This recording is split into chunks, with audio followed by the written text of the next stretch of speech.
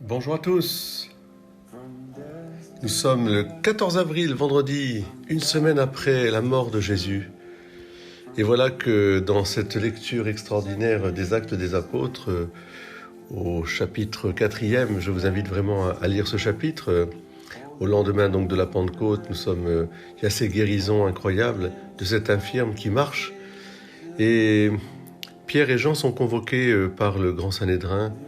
Il y a déjà 5000 personnes qui croient au nom de Jésus. Et cette effusion de l'Esprit Saint qui va dans les cœurs droits et qui amène les gens à reconnaître Jésus comme, je dirais, le Fils de Dieu Sauveur, c'est-à-dire Jésus qui révèle l'amour de Dieu inconditionnel. Eh bien, contrairement à ce que certains sondages peuvent nous dire sur la foi profonde des gens, même si, bien sûr, il y a un affadissement de la foi dans notre France, partout où je vais, dans les campagnes, partout où je vais, même dans les villes, je rencontre tellement de gens qui ont faim et soif et qui attendent qu'une seule chose, c'est qu'on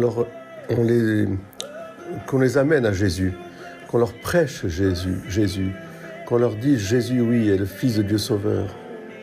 Exactement comme Pierre et Jean devant le Sanhédrin, chef du peuple et ancien, nous sommes interrogés aujourd'hui pour avoir fait le bien à un infirme et l'on nous demande comment cet homme a été sauvé. Sachez-le donc, vous tous, ainsi que tout le peuple d'Israël, c'est par le nom de Jésus le Nazaréen, lui que vous avez crucifié, mais que Dieu a ressuscité d'entre les morts. C'est par lui que cet homme se trouve là devant vous bien portant. Ce Jésus est la pierre méprisée de vous, les bâtisseurs, mais devenue la pierre d'angle. En nul autre que lui, il n'y a de salut, car sous le ciel, aucun autre nom n'est donné aux hommes qui puissent nous sauver. Eh bien, je crois que Dieu sauve précisément par ce nom de Jésus.